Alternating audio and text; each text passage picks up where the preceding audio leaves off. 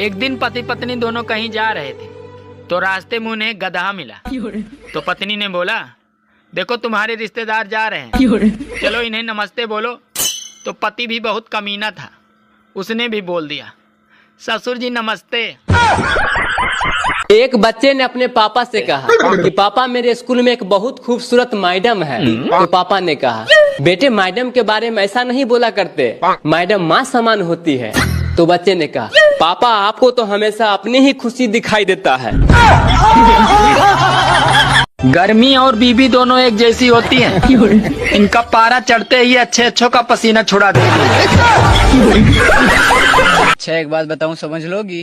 हाँ समझ लूंगी, बताओ। समझ के बताओ। बात कुछ समझ न आए, टिप्पू भाई, ये बच्चे पैदा होते हैं तो रोते क्यों हैं? अरे सीधी सी बात है, अगर किसी के घर में आप 9 महीना रहे तो कोई लात मार के बाहर निकाल दे तो कैसा लगेगा?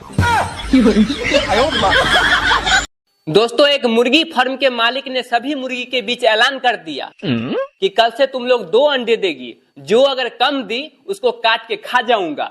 तो सभी मुर्गी ने कल होकर 2 अंडा दिया, सिर्फ एक को छोड़ के। तो मालिक ने उससे पूछा, तो उसने बोला, मालिक साहब ये तो आपके डर से मैं 1 अंडा दे दिया, वरना मैं तो मुर्गा हूँ। जज साहब, क्या अदालत को यकीन है कि गीता और कुरान या बाइबल जैसे पवित्र ग्रंथों पर हाथ रखकर जो गवाहियां दी जाती हैं वो सच होती हैं?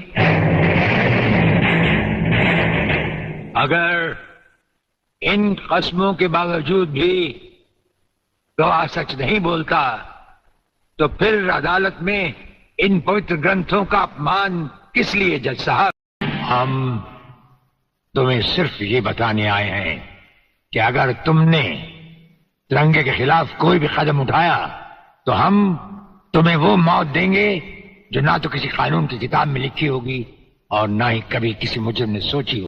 पत्नी और बच्चे रात को सोया हुआ था तो पति चुपके से गया। तो पत्नी बोली, अभी चला जाइए, बच्चे जाग जाएगा। तो पति चला गया। थोड़ी देर के बाद फिर से गया तो फिर पत्नी बोली, अभी चला जाइए वरना बच्चा जग जाएगा। फिर बेचारा चला गया। लेकिन जब तीसरी बार गया तो बच्चे खुद बोले, मम्मी ये फिर से आ गया।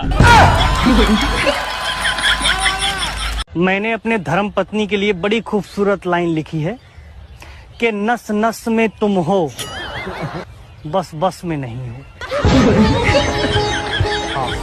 एक पति अपने पत्नी से बोली कि मुझे डिवोर्स चाहिए। तो पत्नी बोली, क्यों?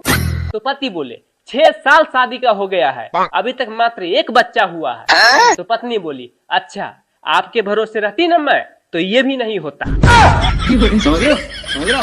सुनो जी, मैं तुम्हें कब सुंदर लगती हूँ? सच कहूँ, तुम मुझे तब सुंदर लगती हो जब तुम्हारे दोनों होंठ आपस में मिले रहते हैं।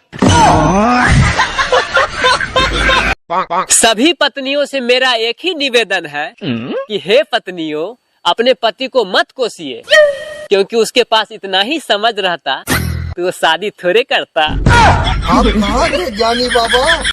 मजनू। हाँ बोलो भाई। भगवान का दिया हुआ सब अरे बंद करो यार, तुम्हारा ये सन 47 का पहले पूरी बात तो सुन। पूरी नहीं, तुम्हारा वो दौलत शोहरत इज्जत उसके बाद का कुछ बोलो। चल ठीक है।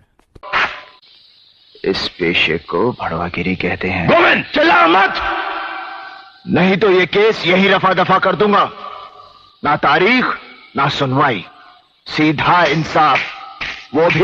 अरे भले ही मौत चारों तरफ हो, लेकिन ससुरी आएगी तो एक ही तरफ से ना। और जब मौत एक ही बार आएगी तो आने दो। मौत से तो वो लोग डरते हैं जिनके पास रोने वालन की फौज होती है। जेलर साहब, ये आपकी आवाज सचमुच ही आपकी बहादुरी की निशानी है या हमारे नाम की दहशत? दहशत?